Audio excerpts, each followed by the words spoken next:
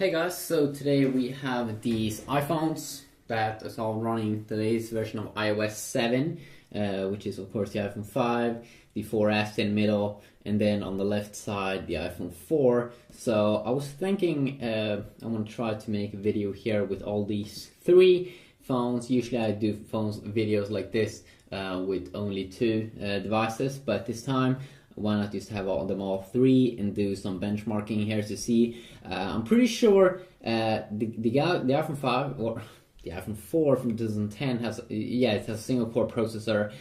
I think it clocks at 800 megahertz. The iPhone 4, I'm pretty sure it have a dual core 800 megahertz, and then the iPhone 5 like 1.2 gigahertz dual core.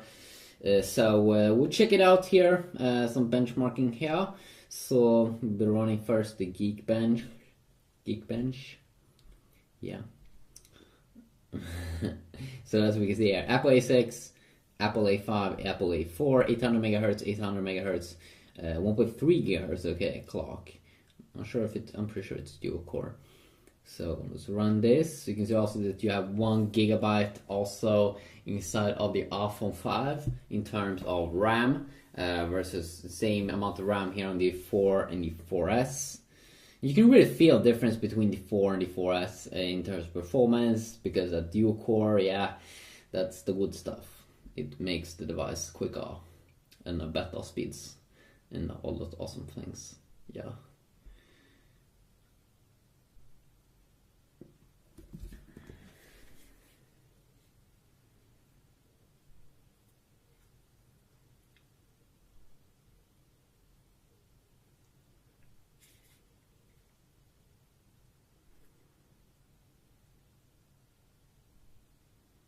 So we got a score now on das iPhone.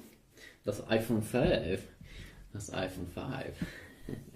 So 1674 is the score that we're getting now. Just to wait for those other two boys to finish up. Oh, the 4S is a little bit slower here. It's in the middle. Come on, 4S, iPhone 4S, you can't be this slow. I mean, you should be faster than the iPhone 4. 4S don't know what he's doing. Okay, so you can clearly see here that there's a big performance difference, and you can clearly see that Apple do care and do increase the performance in each new iPhone. And also then, of course, you can see the little bit bigger display here on the iPhone 5.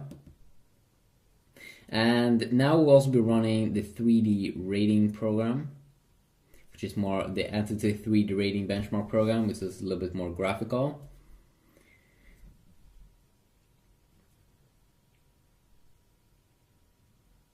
You can clearly see here that the iPhone 5 is performing better here in terms of overall performance.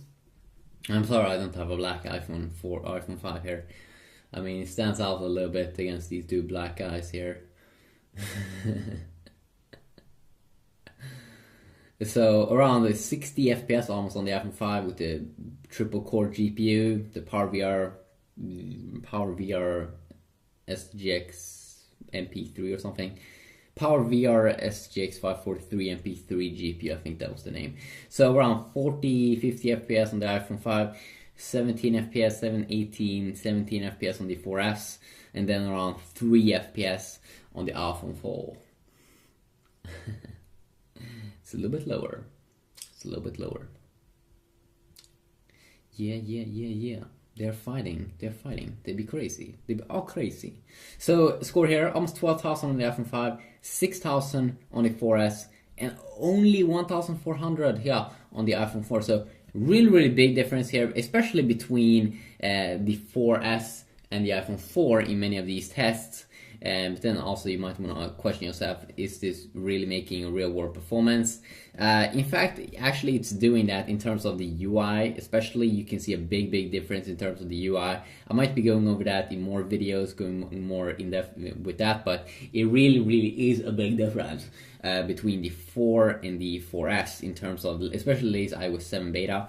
If you want to check out my full reviews, of course, I have those videos up and running. If you want to check them out, just go to my page, and if there's any specific specific video you want to see or any specific new feature or something, you can just stay subscribed and do a request, and be sure to check out the comment section down below. Have a good day.